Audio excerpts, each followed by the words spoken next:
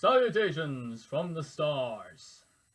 I am Professor Copperstein, and in today's lesson we are going to talk about something that I feel like I want to talk about because I've been noticing people are kind of behaving in this way that some people are inferior, and I want to tell you why that's wrong.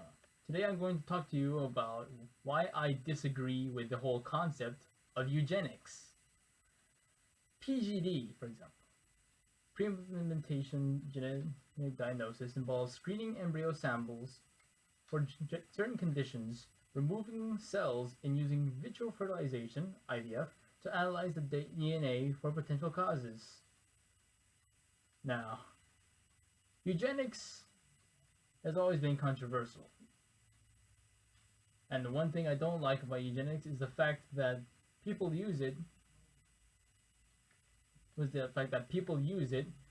to say that we need to cull the herd as though we were cattle. That part already turns me off when I hear that phrase. Because the thing is, the reason for all this whole eugenics stuff is the fact that they believe that when we have poor people,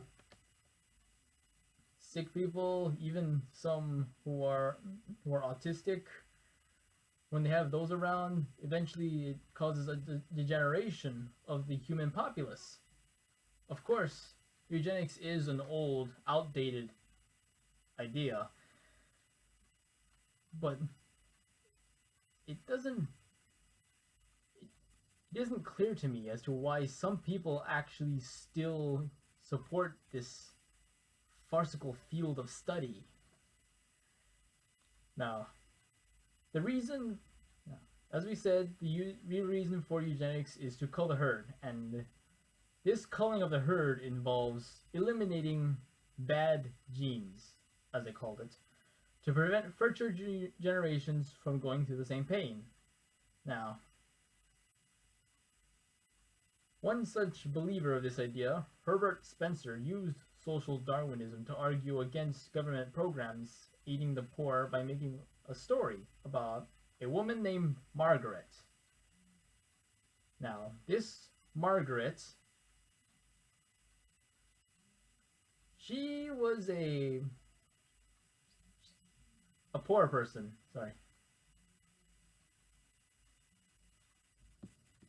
and he claimed her to be the prolific mother of thousands of idiots, imbeciles, drunkards, lunatics, paupers, and prostitutes. Of course,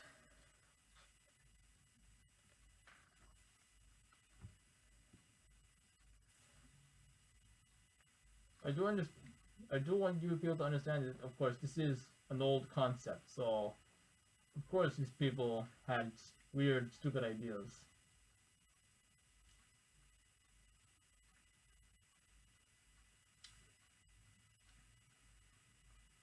One other fact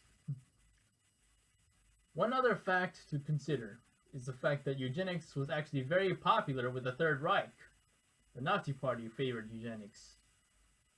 These people were the people who introduced the idea that Jews were bad and all sorts of minorities were discriminated against, and eventually when mass deportation plans failed, they resorted to genocide. And you know what? Eugenics let that be possible.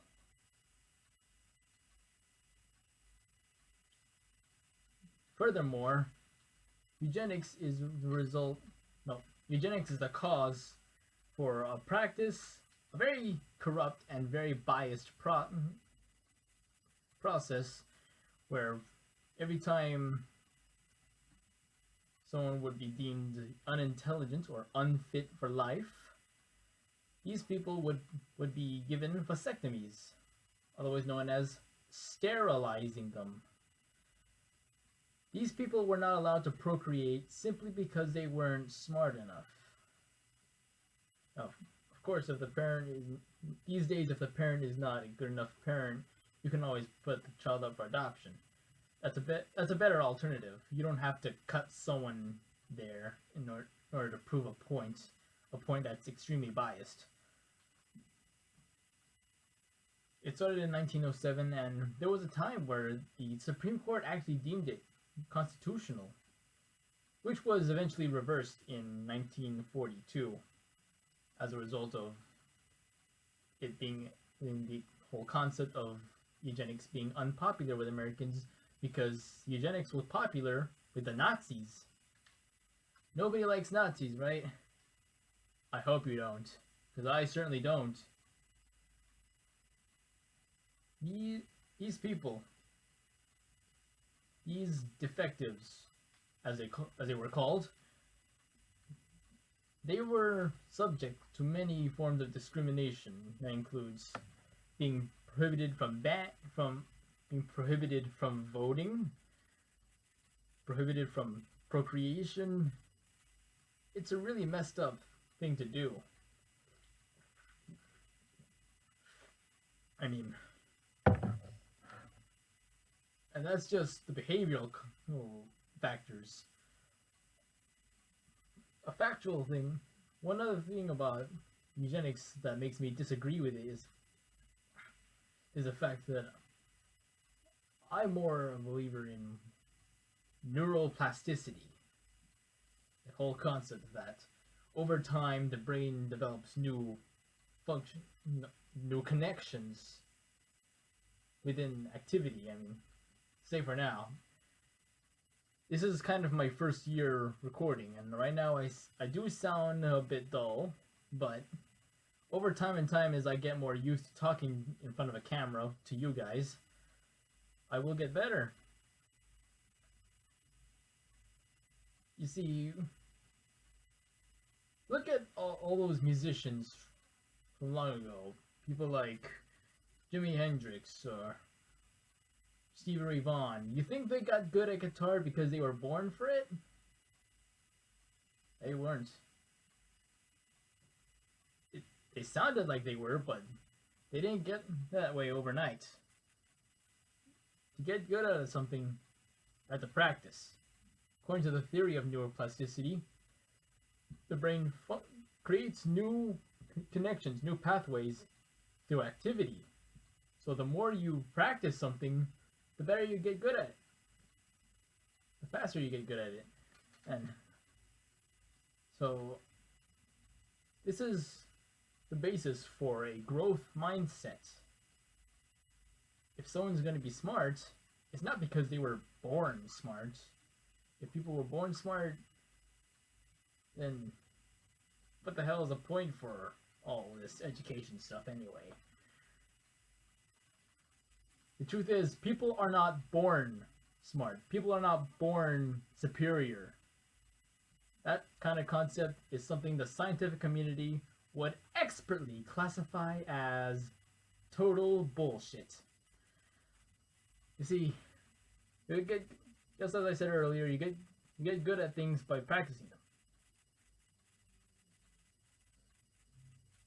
You try one time, you fall one time, you say, I can't do this yet. So, really, the whole idea that we have minds that get better every day, new ways to learn things, the whole idea that we can on our own just survive better, that fact alone means that we don't need eugenics. In fact, who's to say that if we create a race of perfect people who can't get sick, who if they get slashed across the face, that their wounds just heal, who's to say that if we do, these people won't eventually become our superior demigods and enslave us or commit a big genocide just because we're not like them? That's the sort of thing that that you just have to think about. If you look at perfection, what does it look like?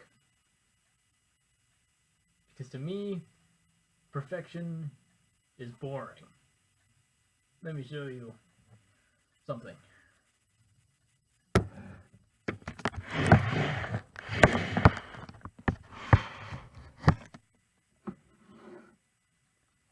Now, take this function, for example.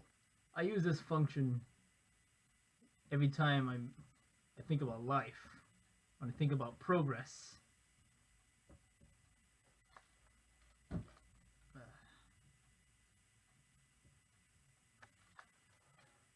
Every time I think about life in terms of its progress, I think about this function. F of x equals 1 over x. Why do I think of it? Because look at quadrant 1. The graph, the line of the graph would look like this. The y-axis represents how many problems we have in our life, whereas the x-axis represents our time. When we started, everything was wrong, but then as a result of learning, scientific development, engineering, problems were solved, but new problems arrived. So as a result, if we take the limit of the function as x approaches infinity,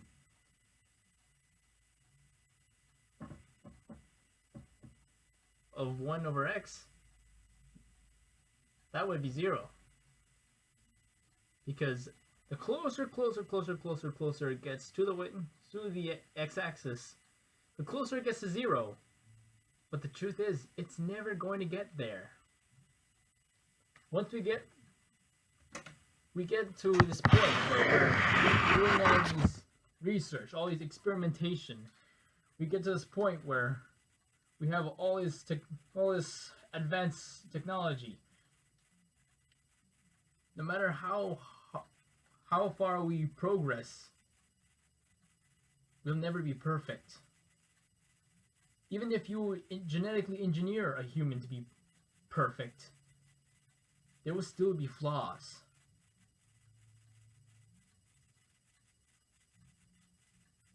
I know that's hard to admit. I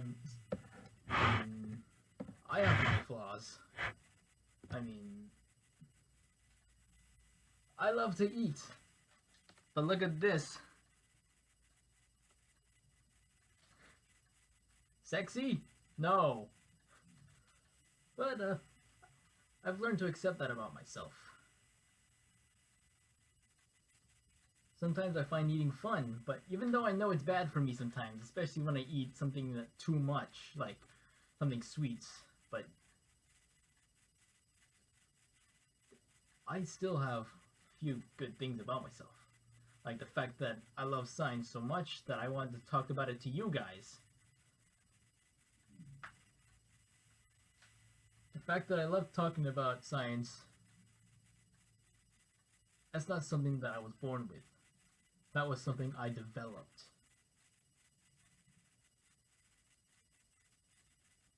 So, if you think that we should genetically engineer ourselves to be better, then think about what you could be doing. Think about what life would be like if there was absolutely nothing wrong. Just think about how we would just die. How as a human populace we would die. Nothing to think about, no curiosity. That's something I myself can't even imagine.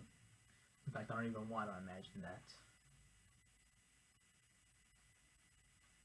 We can go through so many things. We can go through so many disasters, dangers, hazards. We can watch people die. And then we could live through another few days. We could watch a new relationship happen. We can gain a friend. We could fall in love. We could watch a baby be born. That's life. Life goes on. But if we make a perfect utopian land where nobody can be hurt, everybody knows everything, that's it. That's humanity dead.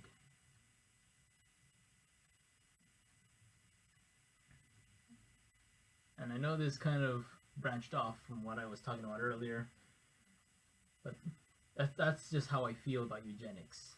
So that's the reason why I disagree with the whole concept that you can make society better by taking out certain people, by taking out certain genes in our genetic pool. That by doing so, we'll suddenly be better, we'll be gods, we'll be...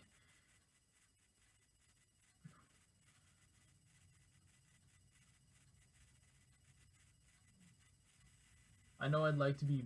I'd myself have a few things I'd like to improve on, but this is what I am as of now. So that is how I feel. And sources to my research will be in the description below. Check out my other videos. If you want to subscribe, do so.